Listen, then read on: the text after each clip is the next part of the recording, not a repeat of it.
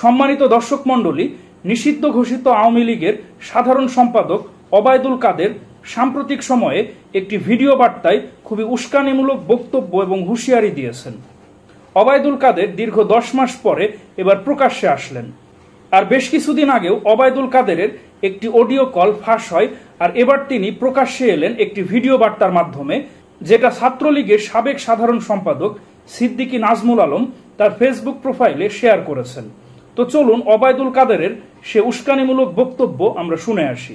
আওয়ামী লীগকে বাদ দিয়ে বাংলাদেশে কোনো বিশ্বাসযোগ্য, গ্রহণযোগ্য নির্বাচন, নিরপেক্ষ নির্বাচন হতে পারে না, এবং তারা নিজেরাও আদৌ নির্বাচন দেবে এ ব্যাপারে আমরা যথেষ্ট সন্দিহান।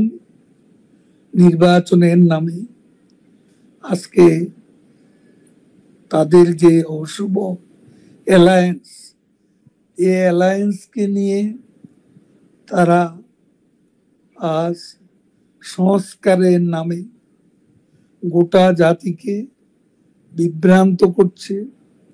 আজকে বিচারের নামে ক্যাঙ্গারু কোর্ট বসিয়ে প্রহসন করছে।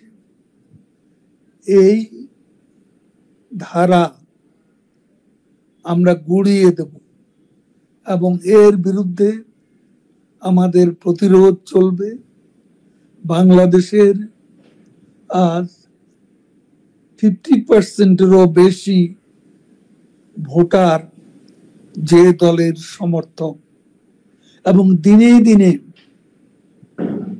শেখ হাসিনার পক্ষে জনমত বাড়ছে, সেই দলকে বাদ দিয়ে এদেশে ইনক্লুসিভ বা অংশগ্রহণমূলক নির্বাচন হতে পারে না, আমরাও হতে দেব না। তো দর্শক মণ্ডলী, আমার কিন্তু সন্দেহ হয় যে ওবায়দুল কাদের কি তাহলে মির্জা ফখরুল ইসলাম আলমগীরের বাসায় বসে এই ভিডিও বার্তাটি দিয়েছেন? এটা কিন্তু খতিয়ে দেখার বিষয়। যদিও এটা আমি মজা করে বললাম, তো দেখতে পাচ্ছেন যে ওবায়দুল কাদের এখনো বিদেশে বসে উস্কানিমূলক বক্তব্য দিচ্ছেন।